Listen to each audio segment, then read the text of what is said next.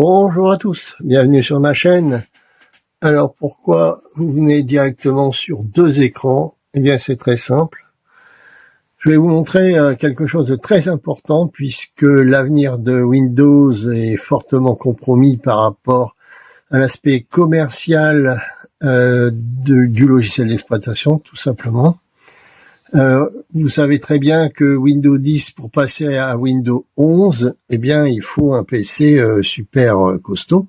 Bien sûr, il y a toujours des moyens de contournement, mais bon, quand ils vont sortir Windows 12, ça va être encore plus compliqué.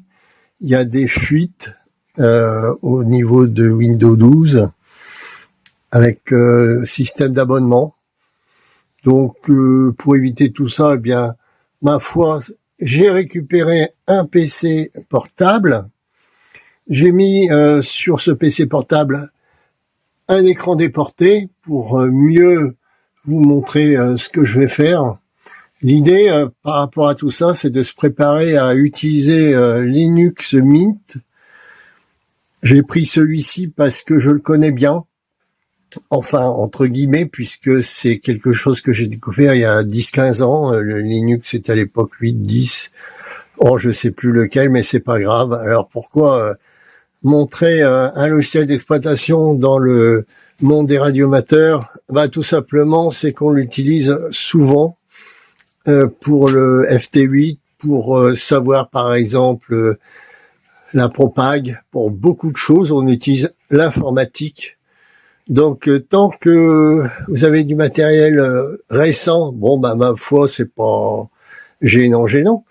Mais quand vous avez des portables ou non, qui ont quelques années, eh ben, c'est dommage de le foutre à la poubelle, alors qu'on peut utiliser Linux Mint, qui n'a pas été choisi au hasard, tout simplement, puisque vous avez Zorin, plus porté sur le professionnel.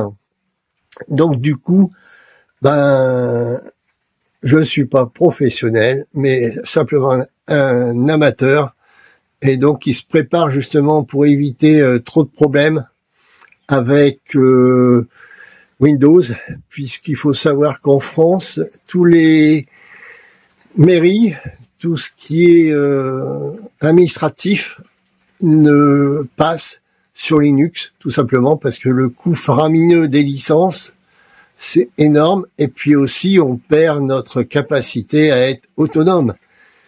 Voilà, il suffit que Windows dise, bah moi, vous payez tant, sinon je vous coupe le logiciel, c'est pas terrible. Hein. Alors pour éviter tout ça, je vais vous montrer, je débute dans le métier, hein, bon, dans une installation d'un logiciel d'exploitation, je vais vous montrer toutes les phases, voilà. Et après, Linux Mint, je l'ai choisi aussi parce qu'il a la possibilité d'avoir des logiciels, bien sûr, adaptés aux radioamateurs. Alors, pour vous faciliter le travail, il faut savoir que Linux, logiciel d'exploitation, il y en a beaucoup en versions différentes, plus ou moins complexes, mais surtout qui peut être adapté à son utilisation, à ce qu'on veut faire. Il y a c'est open source, c'est gratuit. Il y a beaucoup de monde qui travaille sur ces logiciels. C'est quelque chose que je suis depuis des années. Mais franchement, là, ça devient indispensable pour les PC, on va dire, anciens. Voilà. Aussi bien une tour qu'un portable. Alors, ce qu'il faut savoir, c'est qu'on peut faire la conception graphique. Bon, je vais faire un tour rapide, hein, productivité. Donc, livré avec une suite complète bureautique LibreOffice. Hein, c'est comme celui qu'on connaît de chez Windows, qui est payant. Multimédia, donc vous pouvez faire Spotify, de la musique, ce que vous avez envie. Hein. Pour ceux qui font des jeux avec Steam, bah c'est adapté. Hein. C'est adapté aussi pour naviguer sur le web, comme un logiciel d'exploitation. D'ailleurs, il ressemble fortement, ou du moins par rapport à son utilisation, à Windows, quel qu'il soit. Voilà, pour ça, qu'est-ce qu'il faut savoir encore? Eh bien, je vais faciliter le travail. Maintenant, on va sur linuxmint.com et on va télécharger la version qui va bien.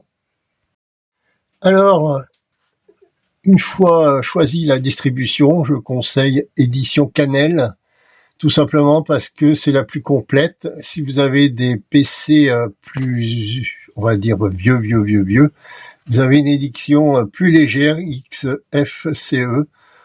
C'est à tester, hein. Moi, je teste sur un PC qui, avec Windows 11, ne fonctionne plus.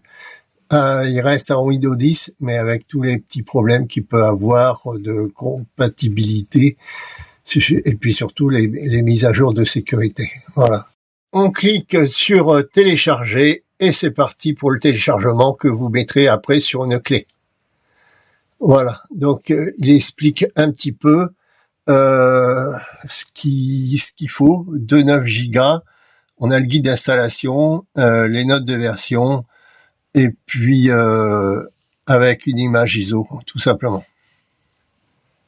On arrive sur le miroir de téléchargement. Vous choisissez où vous voulez télécharger. J'ai pris le CNRS, donc c'est ce qu'on veut en fin de compte, hein, il y en a plusieurs.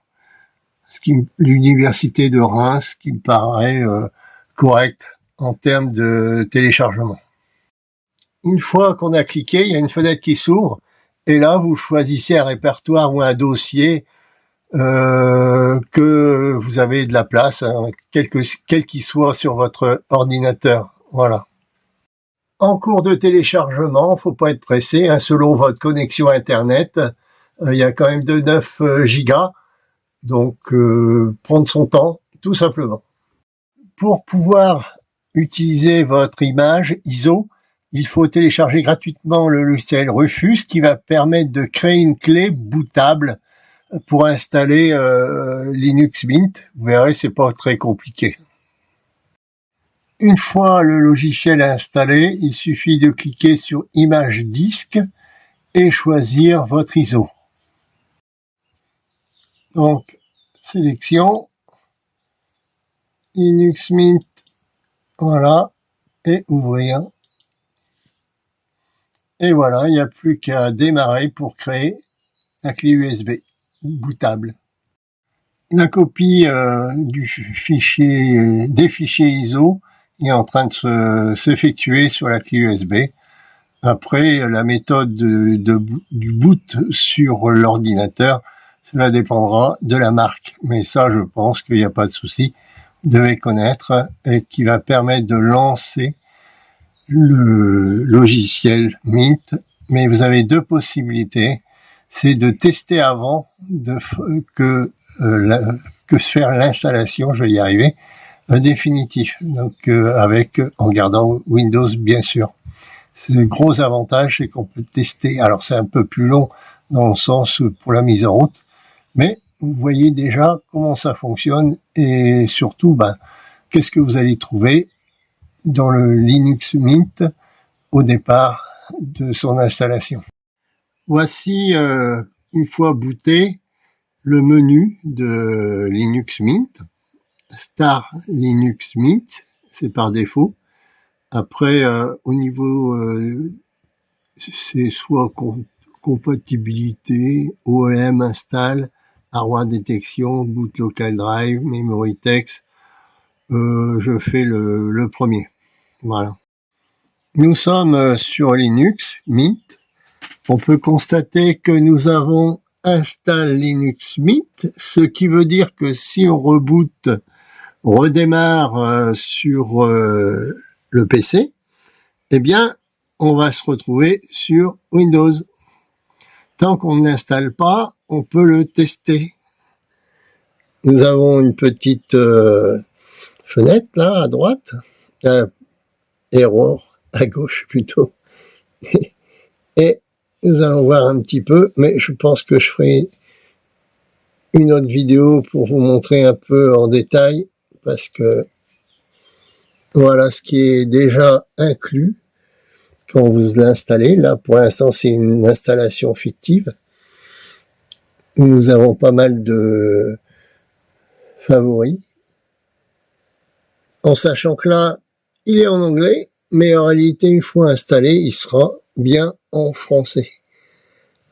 Donc, je vous dis à bientôt, et puis abonnez-vous et n'hésitez pas à suivre la chaîne.